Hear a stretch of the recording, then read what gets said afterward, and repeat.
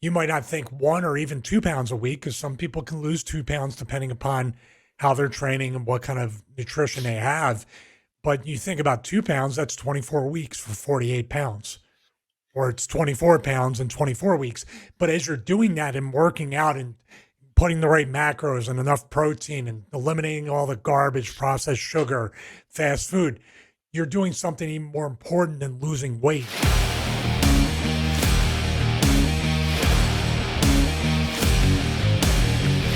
Hey everyone, welcome to the Big Fitness Show, episode 47. Last week I did this and said, I love you all, but I'm going to say this and tell Mike, I love you.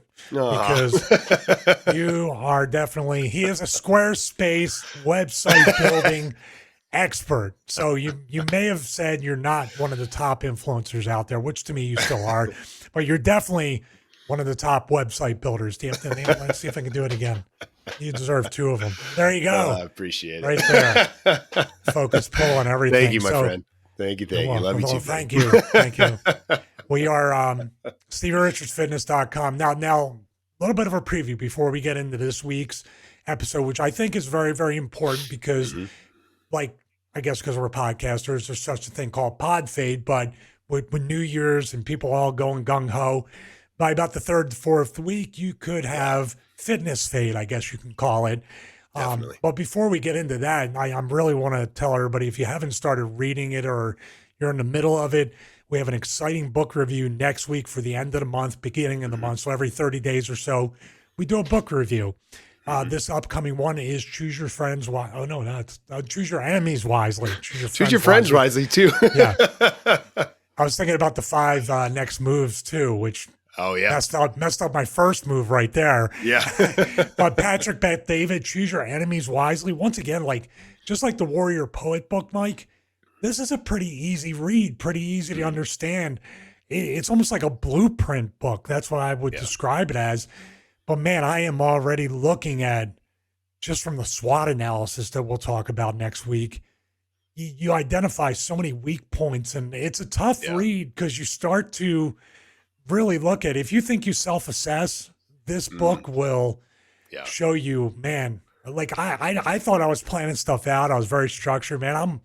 I'm completely off the rails, winging everything. So you in this book are helping me out. So that's a little preview. What are your impressions on reading the book so far before our review? I loved it when I read it. It's a really good book. It really helps dial things in for you and give you kind of a different way to think about it as far as choosing your enemies. So it'll be fun to really break it down and dive into it. I'm going to try to read it again before we talk about it next week. I do it on audio, so it's always good to do it on the audio, but I bought the book as well. I think it's a really good book. And for anybody who is, and I'll share more about it next week, but anybody that's interested in leveling up in a career perspective and getting some motivation and doing things, it's a great read to help you figure out, who your enemies are and how they can motivate you to be better. So it's cool. The thing too is that, I was always very, I guess, stuck my nose up like a snob when I hear self-help books or any of these other things. I'm always thinking they're just going to give me cliches and those motivational reels and shorts we scrub through all the time or flick through. But this offers some real, it offers a lot of stories that are connected. Patrick Bet-David's known for, he's a salesman, so he always has a story, but there's some definite homework attached to the book, which I like. Yeah. And if you don't like that, then I mean, if you're not going to do homework from the book, I'm going into the review, but I'm not finished. I'm not finished it yet for the best reasons, because I'm not trying to rush through it. I was reading it, and then I would stop, and you have to stop and think. Yeah. Or write stuff down, or a combination of both, and it makes you pause. And that's, I think, the one of the main characteristics of a great book, that you are going to take your time with it and not try to rush and say, I finished it and that's it. I'm trying to retain the information. So speaking of retention, if this is a good segue, who knows? Yes, there you go. There you go. Episode 47 is going to be about that fitness fade. Let's call it that. The fitness fade, maybe the 2nd, 3rd, definitely the 4th week into the new year. Lots of people get discouraged, or they just feel like their progress is starting to slow down, or a combination of everything. So we wanted to do this episode to kind of give you that kick in the ass to put you through February and hopefully get you over that fitness fade. So where you're basically cruising for the rest of your life through your fitness journey. Yeah, totally. Yeah. I mean, as we record this, we're coming towards the end of January. Everybody starts to get off their New Year's resolutions by that point, and fade on their goals. And so it's more of just a reminder to stay motivated, how to stay motivated. And your segue was amazing. The book is a great way to help you stay motivated. So it's good. Like I think it really just, this conversation is, how can we do this? How can we practically keep ourselves motivated? Because I've experienced this in the past. I'm sure you've experienced in the past, where you start a goal, you start hot and heavy, and then just life gets in the way, and then you screw up, or you fall off, and then it doesn't happen. And I just wanted to have this. I think this conversation is good to talk about some different things that we've done and different ways that you can overcome this fitness fade that we are talking about. So. I think connecting it to the book is, you have to treat anybody or anything, including yourself, that is keeping you from progressing in your fitness journey or staying consistent, as the enemy. Yeah. So if your enemy is yourself and your own doubts or your own laziness or your own, I don't know, impatience with the process, because it takes patience in a fitness journey. You have to really be comfortable with the fact, I'm going to be doing this for the rest of my life. There's no 21 day or 90-day thing. It really is a lifestyle, not a goal that you're ever really going to reach. So I don't know. Sure. Some people might look at that and say it's a bad thing. I think it's a great thing, because you're just changing your goals and adapting as you get older. Yeah. But I think choosing the enemy, maybe somebody that called you a fat whatever, or somebody that said you'll never get into shape, or somebody teased you when you were in high school, just dig deep down to try to find that enemy that can, at least in your spiteful nature, get you to the gym every day. It's not healthy over time, but whatever gets you going now. Yeah, I know. I agree. I think, one of the things when it comes to figuring out like why you fell off and how you fell off and how to get back on and stay motivated and things like that. And I think, to your point, is choosing your enemy. And one of those enemies could be what happened, what happened to make you fall off. Maybe for the first couple of weeks, let's say, for example, your goal was to lose a little bit of weight. That's just a generic goal that a lot of people have at the beginning of the new year. Your goal is to just lose a little bit of weight. And so then we got to figure out what it was that made you stop. What happened? You were going along, going pretty well. What triggered it? What caused it? And really taking a moment and thinking about, okay, what was it that made me fall off? Was it just life got in the way and got busy? And one morning turned into 6 mornings where I just didn't go work out. Was that the thing that made it happen? Was it going out to eat on a weekend and eating something crappy, and then that triggered it? Was it something somebody said? Was it something that I did? What did you get hurt? Was it the soreness? Was it the lack of results? I mean, there's so many things that can come into play that are going to derail you. But if you get back on track, if you didn't take the time to address what it was that derailed you in the first place and aren't aware of what derailed you in the first place, then you're just going to get back off track again, because you're not aware of that thing that derailed you. And it might be something different every single time. But I think right now, and when I was thinking about how you stay motivated on your fitness journey and whatever you're going to do, whatever your goals are, figure out what it was that got you off track. That's the first point, is if you got off track, what was it that triggered you to get off track? I mean, how do you feel about that being the starting point for getting back on track? Yeah, and I totally agree with that. And it's the toughest thing. And we can use that book once again as an example of me, at least in my case, looking at my business, looking at the weak points, looking at stuff. And for a long time, once you get going, say you get going in your fitness journey and you're just all out of whack, you don't know what to do, you don't have any structure, or you get discouraged in that week 3 where you're at right now, or week 4, and you kind of, all right, I'm going to give up, or maybe I'll take a break because I can't quite figure out what I'm doing wrong. But I don't have time because I'm too busy. That's the problem. Like, I'm too busy to slow down and figure it out. So every move and every bit of my energy and time is used more efficiently. I'm absolutely guilty of that, because there's multiple brands to run. There's multiple businesses. there's life in general and fostering friendships and marriage and all. I mean, you can think of anything to keep you from doing something that's not so fun, which is Yeah.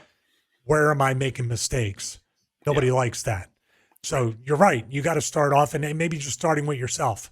What Yeah. am I? And that's the number one thing with fitness is accountability. Hmm. So you actually set yourself up for great habits with your workouts and diet by sitting back and going, where am I going wrong with this? Because this is all on me. Don't say my wife, my job, my kids, this and that.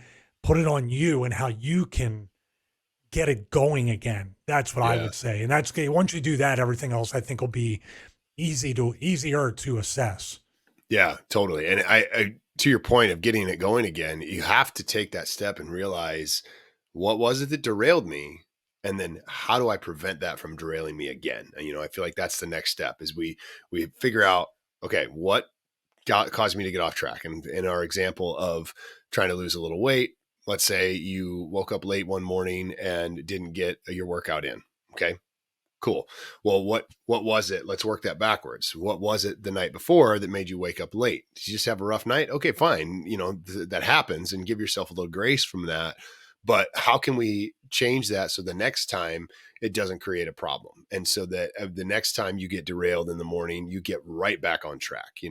The for the example of you slept in too late, you didn't get to get your workout in first thing in the morning, and then the day got away from you, and then the next day turned into the same thing, and it just snowballed into now 10 days later you haven't worked out at all. So next time we have that problem, we get back on track. Now how can we avoid that being the thing that derails us?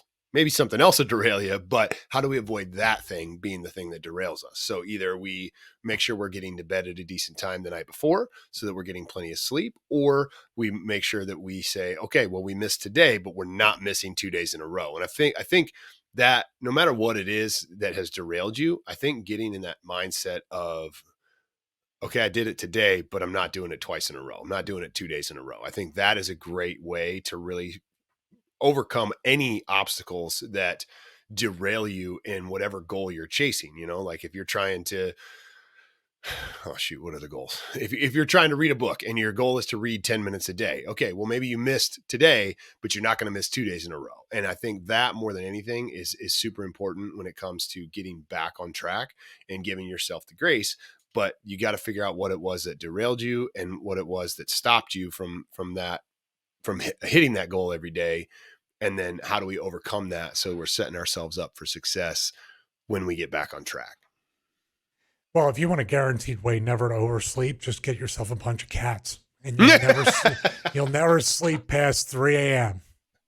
Or Guaranteed. kids. Kids too. Well, your kids sleep in. Sometimes you got to Yeah, they wake do. them You're up. right. So yeah, the You're right. cats never, when there's food on the line, nope. Uh, And it goes from like 3 o'clock to 2:55 to 2:50 to 2:45, which secretly between you and I, even though my wife watches this, I think it's great because we can't oversleep. We get up early because I'm usually up at around 2 or 3.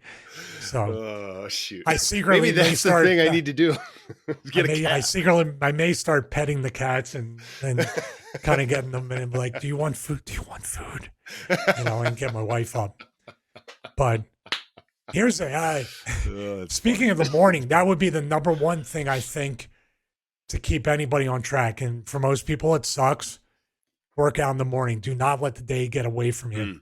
Yeah. That's the way you can stay consistent. If it's the first thing you do in the morning, takes a little bit of adjustment. But man, think about the days you have when you work out in the morning, and then think about the days when you don't, and how much the quality of your day is worse when you don't get that out of your system, especially if you're in a high stress situation, personal, business, both. Your job sucks. There's a great deal of anxiety, all that stuff. Working out every day will at least cut the edge off or take the edge off of a lot of that stress. Sure. Yeah, no, I agree with that. And I think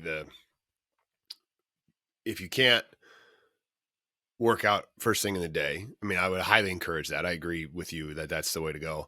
Just prioritizing it is another way to think about it too. First thing in the morning, if you're not a morning person, I understand that could be a big challenge, but prioritizing your workout. So to think that through, like, yes, definitely work out first thing in the morning. If that means you got to get up a little bit earlier to do it, then do it. It's worth it. It's 100% worth it. Stevie and I both agree that would be the best choice. But we understand there's a ton of different people in the world, and you all make different decisions and do different things. It's just about prioritizing that workout. So if you get up and go to work and you don't have time in the mornings to do it, prioritize your workout after work. Before you go do anything else, get in that mindset. Like Stevie and I, first thing in the morning when we wake up, one of the first things we do is work out.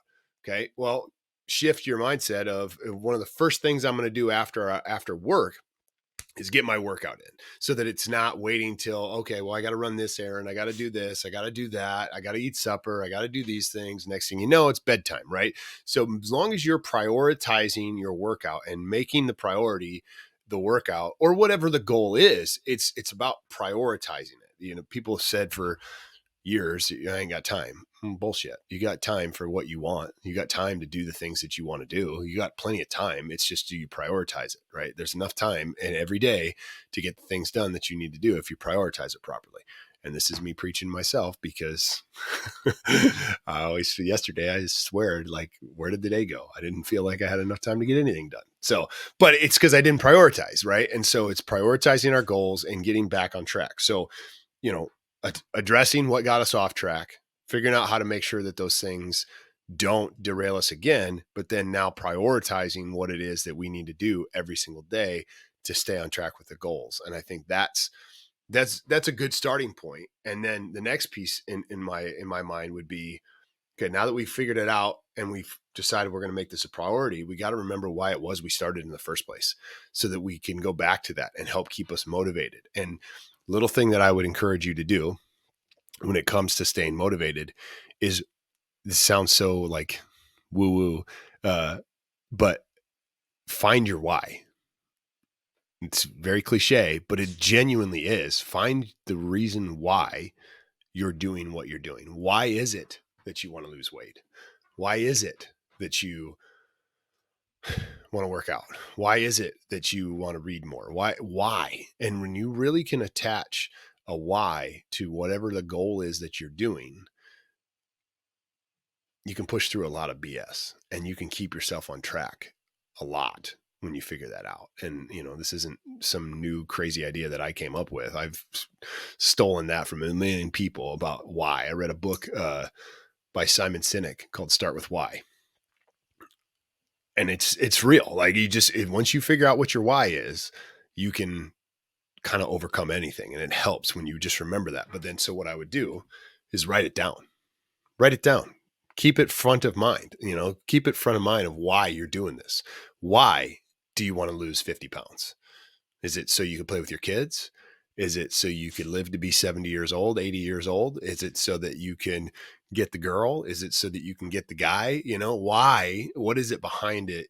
This goal that is motivating you every single day. So write that down. That would be the next thing that I would tell people to do when it comes to staying motivated. Just write down your why and keep it in front of you. I spend a lot of time at my computer right here. Write down the important things that keep you motivated. Put it on your phone, the screen on your phone. You can save things on your phone so that it's there whenever you need it. You can look at it, and that's your motivation every single day of why you're doing what you're doing. What do you think about that? I totally agree with that, but I will push back on one thing. I think, maybe it's just because you and I are such early morning risers, early morning workout people. But I guarantee you, if a person starts to enjoy and get so much out of working out, the rush, it's a high. It's basically working out is our drug. So if you get that great feeling, you crave it, your entire workday is going to feel 10 times longer, because you're going to be like, I can't wait to go work out after work. It's a shitty day. I can't wait to go work out. Sure. Right. You start to like really stress out by the fact of like, it's only 11 o'clock and I got to work out at 5 or 6. I guarantee you that's a good thing though, because now you're going to say, I can't wait that long. I got to wake up earlier and I got to work out. And then your work day or whatever, travel day or whatever when I travel wrestling, no matter what, even when I was coming home and I had 5, 6 a.m. flights, I work out because I don't know how many delays there's going to be. I don't know what's going to happen if a flight's going to get canceled. When I get home, my back's probably going to be stiff from working as well as sitting on the plane, in a car, hotel room. So even, after driving and wrestling and then being in the hotel room, I got to get up and work out first thing in the morning. If I had to wait, I'd be like, and now I'm too sore. Now I just want to go to bed. Now, Sure. or I got to go food shopping when I land. I'm just giving you all these different things. But if you work out first thing in the morning or the earliest possible time before your day gets started, it sounds so cliche. But let me put it as I say, you can never have a bad day, but of course you can. Your tolerance for the bad day is going to be way, way higher. Your patience for whatever comes your way in that bad day is going to be way, way more than if you're saying this day sucks. I can't wait to work out. Shut the F up. I don't want to hear you because I got to go work out. You're stressing me out. Yeah. Does that make sense? Oh, dude, yes, I 100% agree with you. I think I couldn't sing the praises of the benefits of working out first thing in the morning more. I mean, I agree with you wholeheartedly. I was just saying that if people can't, meeting people where they're at, that's the thing with this is you got to figure out where you're at in your journey. And yes, I believe that working out first thing in the morning is better. 100%. I agree with you. And because the benefits do carry through, like you were just saying, it carries through the rest of your day. You can tolerate more BS. You're in a better mood. You're probably more productive throughout the day because you already got up and accomplished that workout. And that's a big thing from a mental perspective, from a motivation perspective. Yes, I agree with you. I have no challenge on that whatsoever. Now, if somebody can motivate themselves to go to the gym because they're so stressed out that they need to work out, hit a bag, go to, MMA or jiu-jitsu or what, like get the outlet from that. That's a completely different mindset. But for me, I would rather not be frustrated for 8, 9, 10 hours a day before I get a chance to get the outlet. I'd rather start as stoically as I can, and everybody's trying to put the arrows and the knives in my back and everything, and I'm just like, whatever. I'm just shit. Or at least for the most part, everything gets to everybody. But yeah, and the way the world is, that's what I mean. Like a lot of people probably at this point too, at the way the world is, are saying it's just I'm so filled with anxiety and I'm frozen and paralyzed because the world's such a terrible place and it's falling apart. Well, there's a saying from Jordan Peterson. It's like clean your room. Yeah. So if you can take care of your little world and then expand it little by little out to your family, your friends, you start to lead by example on a small scale. You might think, well, it's just a workout, but I'm telling you, you can control that workout, control your diet, and then the things throughout the day that you cannot control. Well, at least I can control this. And it's just, what's the saying? Yeah. Oh geez, I forget the saying. Control the things I can. Oh. and then the wisdom to know the difference. I butchered that. God grant me the serenity to is that what it is? Is that how it goes? The strength of the controller. Here we go. Wow, we're really great. We're influencers. God give me the strength to control the things I can, the serenity for the things I can't control, and the wisdom to know the difference. Something like that. I think so. Yeah, I'm trying to look it up.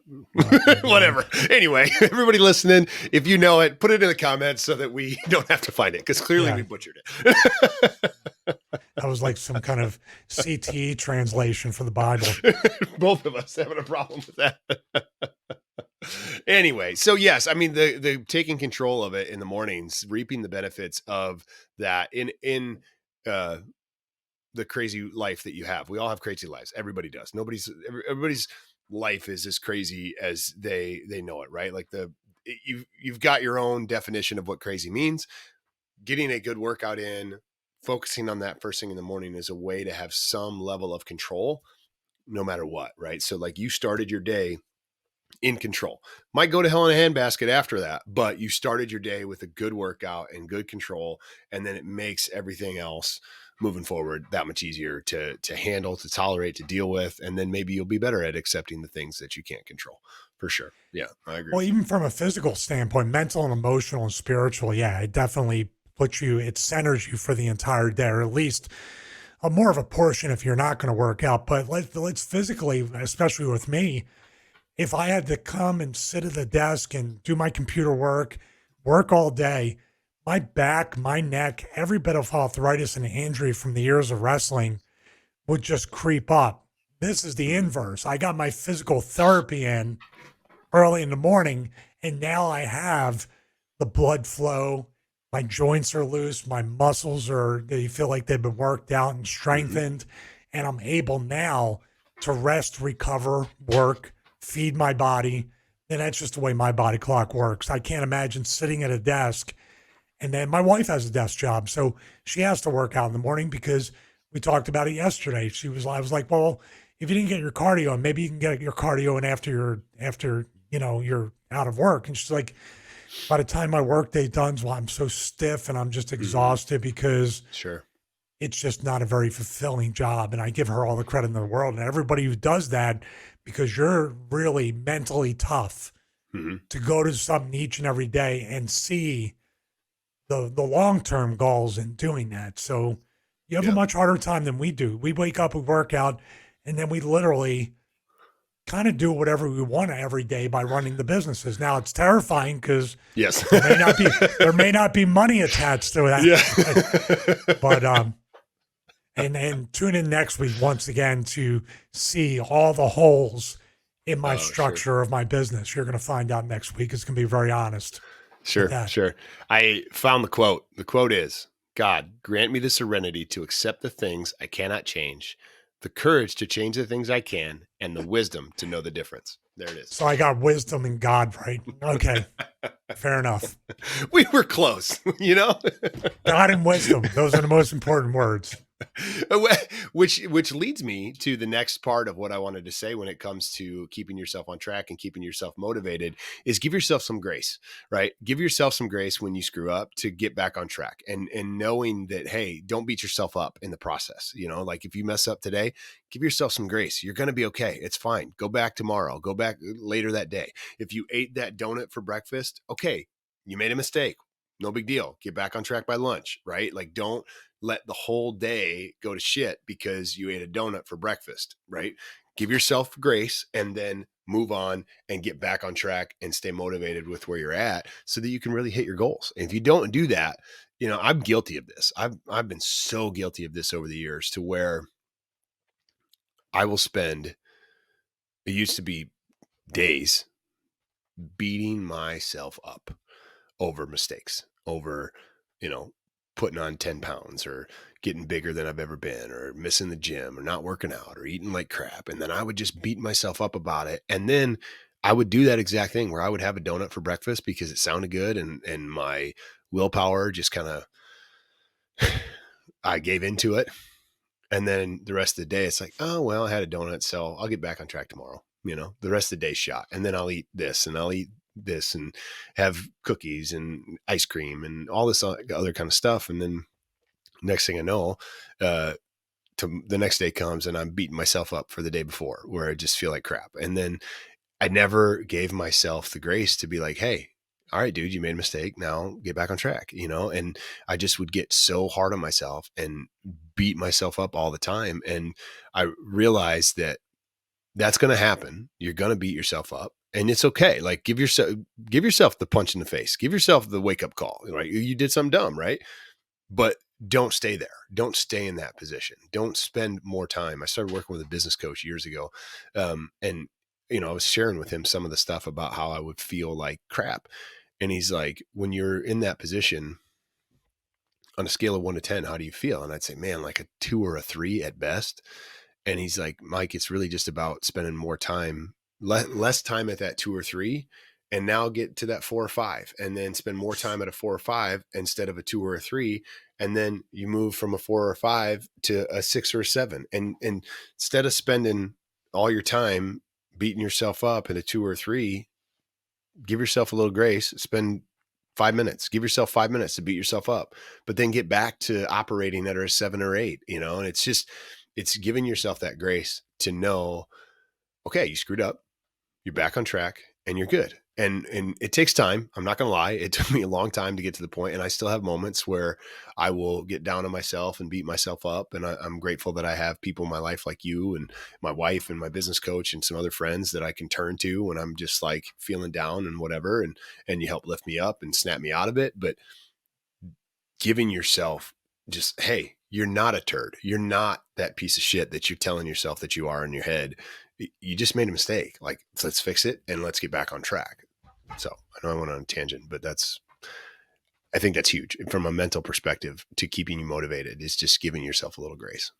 Well, there's that book, once again, we're going to refer to it, talks about rewarding yourself to some degree too. So you don't feel, that's our problem too. Sure. Oh, that's great. We did it. What's next? Right. Yeah. We don't have a chance to celebrate the victories, but I would say there's a balance with that too, because far too many times we can do it and everybody can do it, where giving yourself grace repeatedly turns into excuses. Yeah. It's just like, that's the problem. Give yourself the grace, but you have to also say, okay, never going to happen again. Or I'm going to structure my cheat meals. I'm never going to have a cheat day, because I know if I have a cheat meal inadvertently or non-planned, it's going to turn into a day or a weekend or a vacation or whatever. Sure. But you need to say, yes, I'm going to give myself grace, but man, I got to be good that's my, because what's it, 3,500 calories to burn 1 pound of fat. So basically a 500 calorie caloric deficit per day, that's where you get the 1 pound a week average to lose.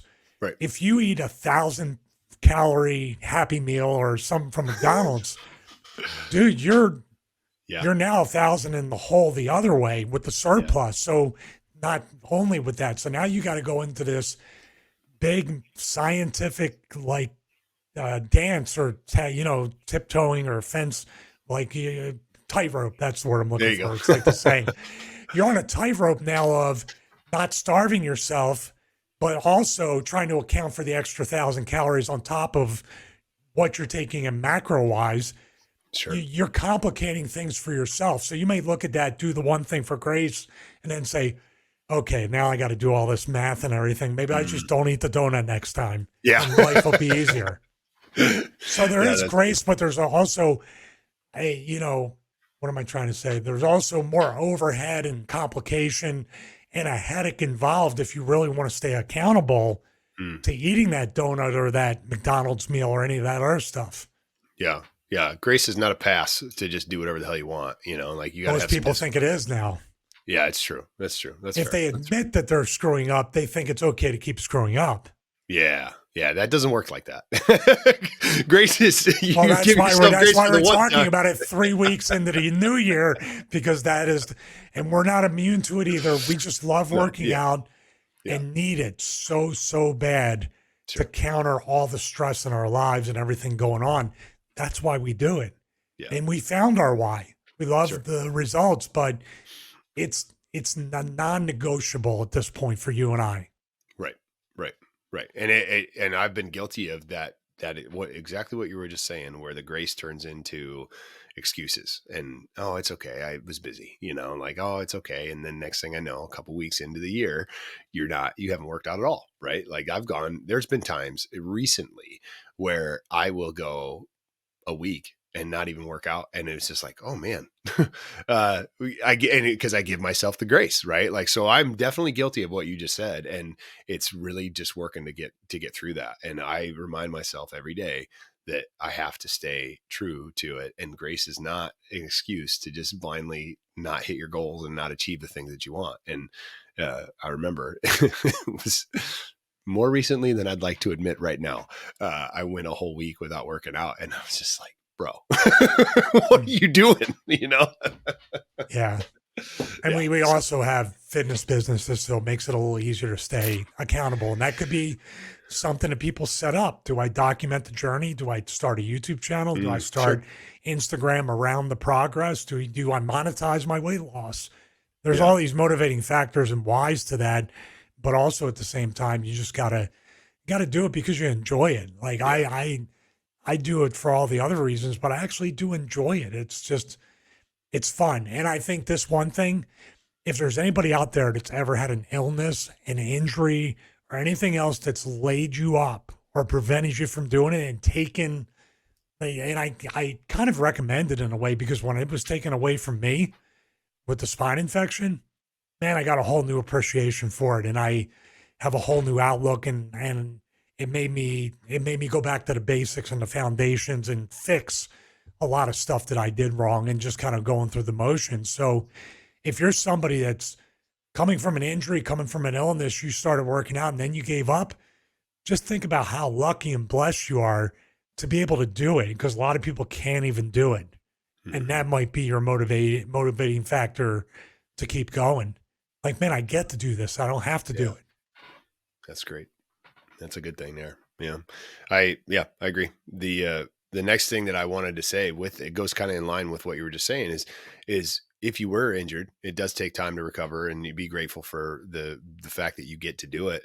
But another thing that you can do to help yourself stay motivated is realize that you need to have a little bit of patience too, right? Like, well, I feel like one of the things that people fall off with in this January, end of January, a couple weeks into their goals is because they want those results fast.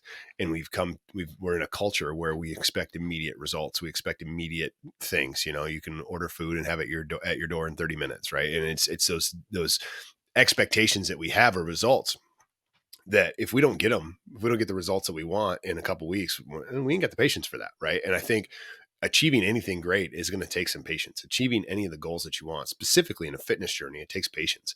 You know, if you've never trained before, if you've never worked out before, you're going to have a lot more patience than someone who has maybe worked out before and has trained before and knows what to look for and all that kind of stuff. But if you've got, think about it like this, if you've got 50 pounds to lose, how long did it take you to put on that 50 pounds? You didn't do that in 2 weeks.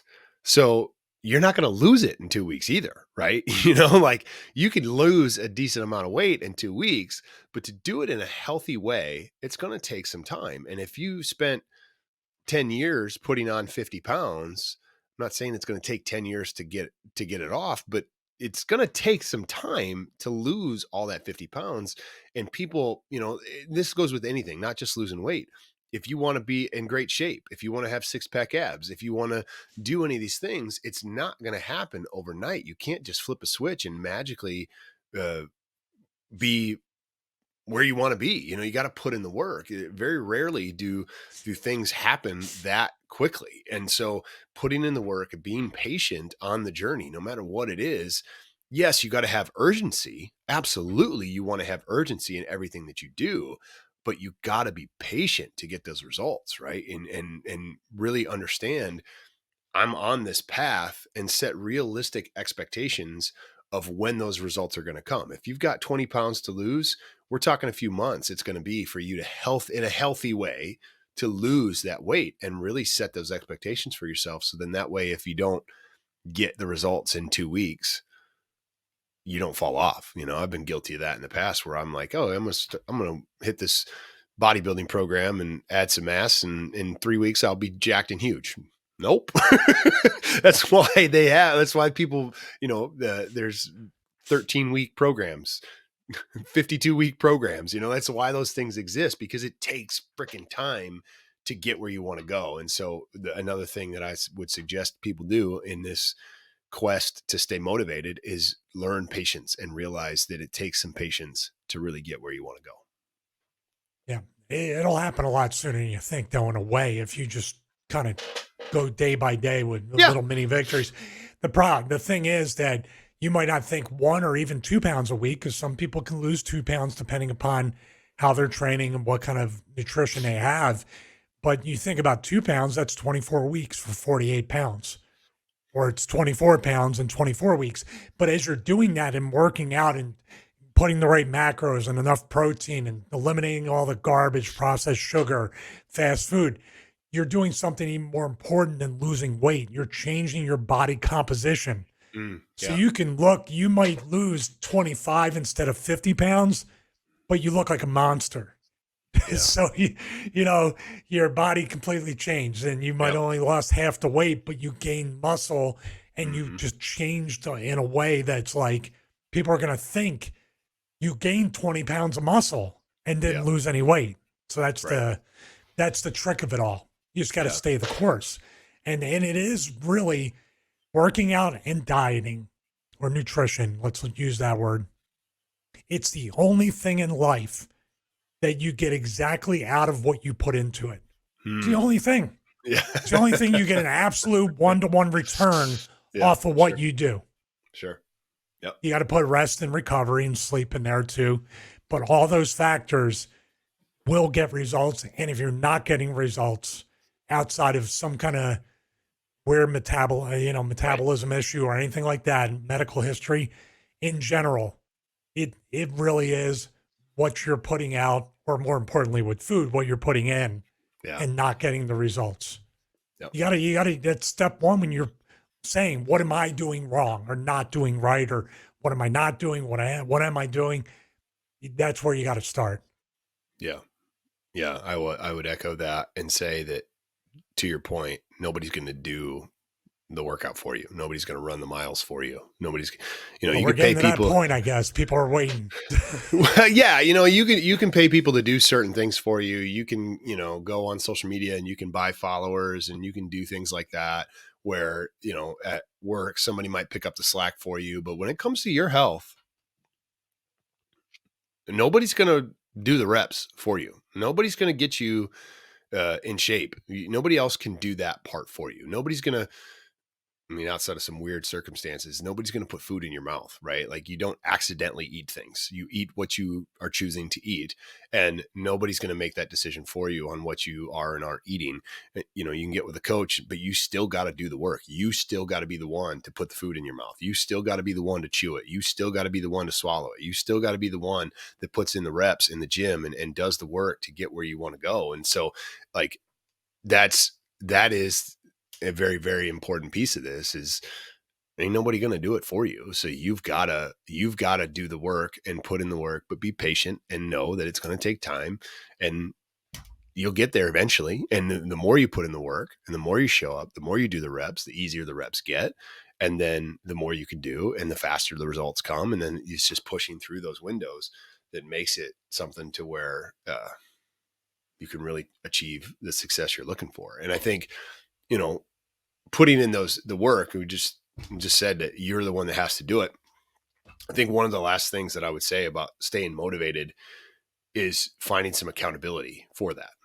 Like, you and I hold our accountability for each other. I have a couple other friends that I keep me accountable to things and stuff like that. But it's finding an accountability partner. It sounds very cliche, but it's a reason that it gets brought up, because some people need accountability partners. And if you don't have a specific person in your life that can be accountability for you, maybe you just post about it on social media and that's your accountability, because the fear of embarrassment on social media compels you to do the work so that you don't show up one day and post and then next day you're not hitting your goals. Like, whatever kind of accountability it is that you can have, you got to find something to keep you accountable, whether that's a friend that's doing it with you, a spouse that is you're doing it for. Like, that's the whole why piece of it comes into play. That's your accountability. You go back to your why every single day.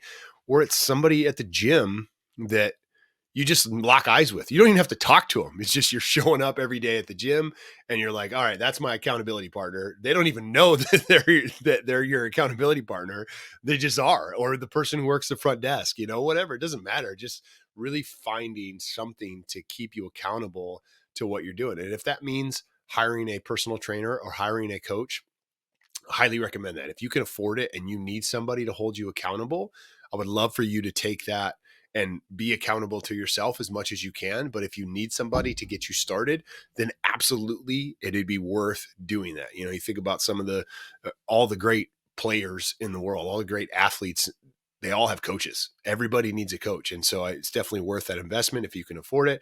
If not, just finding an accountability partner, somebody that will call you on your stuff and tell you the truth.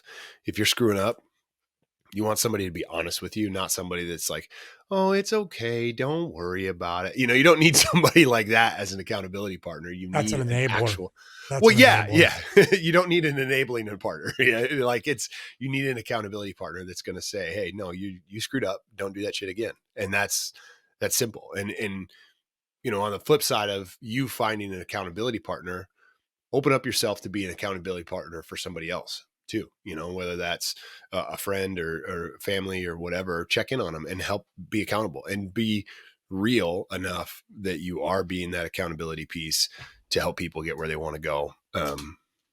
Yeah, that was what I wanted to say about that. What do you think about accountability partners? Well, that's pretty deep. I don't know if I should add anything. That's a great way to end the episode. I have a funny story.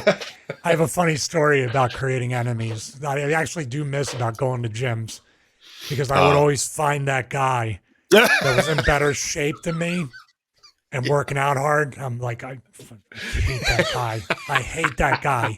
And I'm going to come here every day. I'm going to show him, and I'm going to drive this dude. Like you create this. And the funny part is one guy somehow we got to talking at one of the gyms years and years back, and he did the same thing. He saw me coming. He's like, I hate that guy. Here he is again. No, I'm staying on the elliptical. And I would go next to him I love sometimes and it. be like, I'm not getting off. And it would be 65, 70 minutes in, not going anywhere. Not Oh, going that's great. Anywhere. That's great. That's So, choosing yeah. your enemies wisely there. I love it. I don't know how wise after the 70-minute mark it was, but No, definitely not.